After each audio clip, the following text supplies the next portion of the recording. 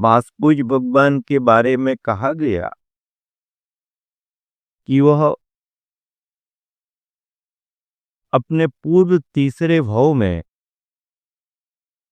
पद्मोत्तर नाम के राजा थे। उन्हें किसी निमित्त को पाकर के वैराग्य भाव आया। उन्होंने दीक्षा ली, 11 अंगों का अध्ययन किया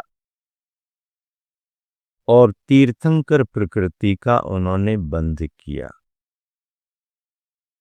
तीर्थंकर प्रकृति का बंध करके समाधि मरण करते हुए वे महाशुक्र विमान में महाशुक्र नाम के इंद्र हुए और फिर वहां की आयु पूर्ण करके इसी जम्बूद्वीप संबंधी भरत क्षेत्र के अंग देश स्थित चंपानगर में वसुपूज्य नाम के राजा थे।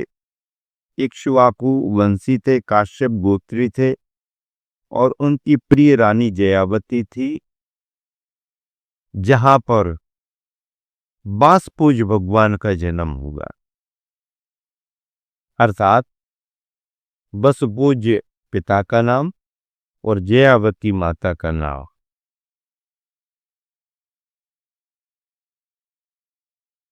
तीर्थंकरों के गर्भ और जन्म कल्याणक को आप सभी जानते ही हो।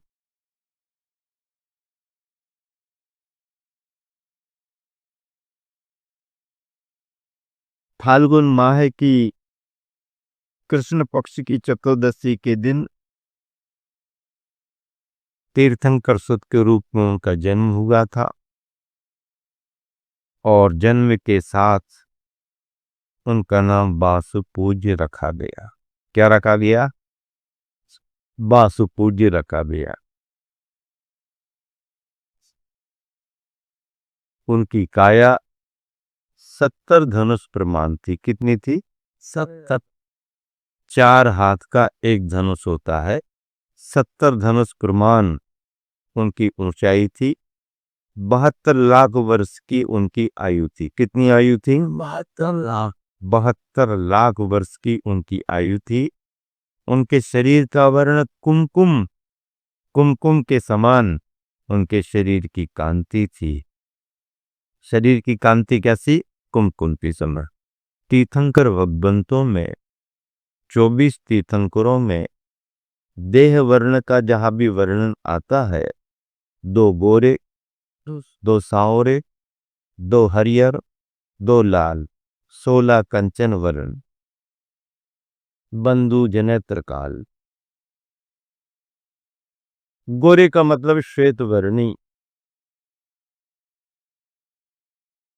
श्वेत वर्णी का मतलब है बर्फ के रंग, दूध का रंग, शुक्ल लेश्या, श्वेत वर्णी। कौन? चंदा प्रभु और पुष्पदंत श्वेत वर्णी। 2 श्यामल कौन कौन? श्यामल कौन कौन?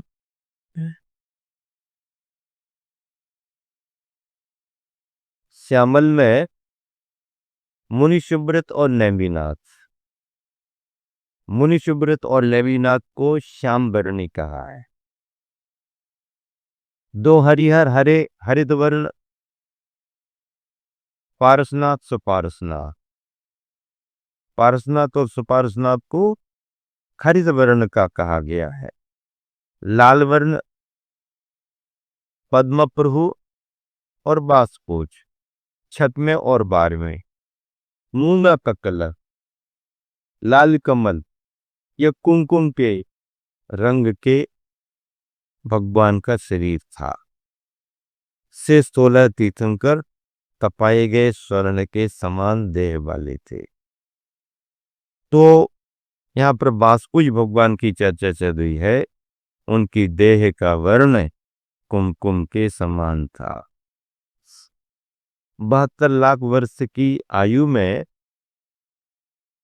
18 लाख वर्ष उनका कुमार काल में बीत गया। 18 एक चौथाई, 4 भागों में से एक भाग उनका कुमार काल में बीत गया। इतना काल बीतने पर किसी एक दिन वे एकांत में बैठे चिंतन में लीन थे। तभी अवधि ज्ञान से उन्होंने अपने पिछले जन्म का ज्ञान किया। पिछले जन्म का ज्ञान किया का मतलब है मैं इसके पहले कहाँ था।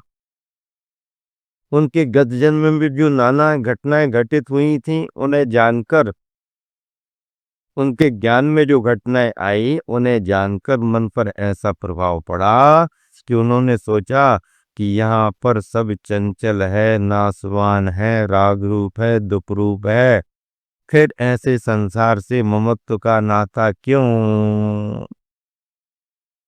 ऐसा विचार करते ही उनके लिए वैराग्य भाव आ गया। 12 भावनाओं का चिंतन करने लगे और 12 भावनाओं का चिंतन करते ही लौकांतिक देव आ गए। लौकांतिक देव आकर के किसी तीर्थंकर के लिए वैराग्य नहीं बढ़ाते,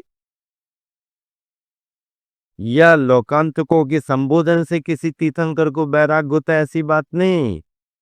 वैराग्य तो उनको अपने आत्म परिणामों से होता है। 12 भावनाएं वो अपने आत्म परिणामों से भाते हैं। इस निमित्त को पाकर के कि तीर्थंकर भगवान 12 भावना भा रहे हैं, लौकांतिक आकर के उनके वैराग्य भावों की अनुशंसा करते हैं, प्रशंसा करते हैं और अपना भाव प्रकट करते हैं कि हे त्रिलोकीनाथ प्रभु, जैसा आप विचार कर रहे हैं वैसा हम सभी भाव करते हैं। आपके वैराग्य की अनुमोदना है, आपकी जय हो, और हम भी वैसा ही बनना चाहते हैं। ऐसी प्रशंसा। लौकांतिक देव तीर्थंकरों के 5 कल्याणकों में से केवल दीक्षा कल्याणक में ही आते हैं। गर्भ जन्म से उनका कोई लेना देना नहीं, ज्ञान निर्वाण में भी उनका कोई उल्लेख नहीं। केवल दीक्षा कल्याणक के अवसर पर अनुमोदना करने के लिए आते हैं। ये शास्त्रों का कथन है। क्यों? क्योंकि स्वर्गों में, वैमानिकों में सभी इंद्र, सभी देवों का भले ही अलग अलग प्रकार का कथन हो, लेकिन लौकांतिकों का कथन विशेष है। और लौकांतिक सभी बनते भी नहीं है, सहज नहीं है। बहुत विरला भव्य आत्मा, निरंतर अनुप्रेक्षाओं का चिंतन करने वाला विरक्त चित्त, कोई कोई बिरला भाग्यवान मुनि बन करके, मुनि बने बिना नहीं, मुनि बन करके लौकांतिक जैसे पद को प्राप्त करता है। स्वर्गों में लौकांतिक देवों को बाल ब्रह्मचारी कहा जाता है। एक भवावतारी होते हैं, उनकी व्यवस्थाएं अलग हैं, उनके रहने की निवास कॉलोनियां अलग हैं। वो देवों में रह कर के भी देवर्षि माने जाते हैं, बड़ा पुण्य रहता है उनका। ऐसे लौकांतिकों का संबोधन, अनुमोदन प्राप्त करते ही लौकांतिकों ने उनकी स्तुति की। देवों ने दीक्षा कल्याणक के समय होने वाला अभिषेक किया, वस्त्राभूषण पहनाए, उत्सव किया और महाराज बांसपूज देवों के द्वारा उठाई गई रत्नमाला नामक पालकी पर आरूढ़ होकर मनोहर नामक उद्यान में गए। मनोहर उद्यान कौन? इसी चंपा नगरी का। अभी चंपापुर से मंदारगिरी कितने किलोमीटर है? 40, लगभग 50 किलोमीटर के आसपास होगी। तो अभी अपन को लगता है मंदारगिरी अलग, चंपापुरी अलग, लेकिन उस समय जो अंग देश की चंपा नगरी राजधानी थी, तो इसका विस्तार चंपापुरी से लेकर के मंदारगिरी तक कितनी बड़ी राजधानी। और मंदारगिरी इस चंपानगरी का उद्यान था। बाहरी भाग। तीर्थंकरों की राजधानियां विस्तृत होती हैं, वैभव संपन्न होती हैं। और जब उन्होंने दीक्षा ली फाल्गुन कृष्ण चतुर्दशी के सायंकाल विशाखा नक्षत्र में 676 राजाओं के साथ, कितने राजाओं के साथ? 676। 676 तीर्थंकर बड़े राजा माने जाते, उनके अधीनस्थ राजा बहुत होते हैं।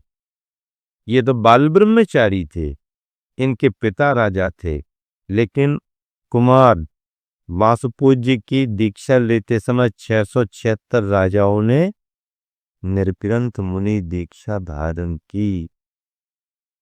और उस दीक्षा के समय में 2 दिन का उपवास किया। 2 दिन के उपवास का नियम लेकर के दीक्षा दी। दीक्षा लेते ही सद्मना परे ज्ञान हो गया। और फिर अगले दिन आहार के लिए उन्होंने महानगर में प्रवेश किया। वहां स्वर्ण के समान कांति वाले सुंदर नाम के राजा ने उन्हें नवदा भक्ति पूर्वक आहार दान संपन्न कराया। नवदा भक्ति होती है, उठा उठा के नहीं देना पड़ता है। मुनिजन अभिग्रह लेकर के आहारचर्या को निकलते हैं। श्राव भक्ति करता है, आहार दान की भावना पाता है। जहां पुण्योग होता है मुनिजन का वहां प्रगान होता है। और ऐसे मास पूज्य मुनिराज का आहार दान सुंदर नाम के राजा के यहाँ संपन्न हुआ महानगर में। आहार दान के प्रभाव से देवों ने पंचाश्चर्य किए। और इस तरह आहार विहार करते हुए छद्मस्त अवस्था का 1 वर्ष बीत जाने पर, कितना वर्ष बीत जाने पर? 1 वर्ष आहार विहार चलता रहा। 1 वर्ष बीत जाने पर किसी दिन वासुदेव स्वामी अपने उसी दीक्षा वन में आ गए। पुनः दीक्षा वन में आए और वहां उन्होंने कदम्ब वृक्ष के नीचे बैठकर एक उपवास का नियम लिया।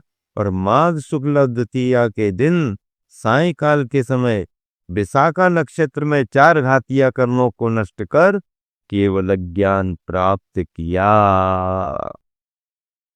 अब बताओ, केवल ज्ञान हो गया, समोसरण की रचना होगी, 12 सभाएं लग गई।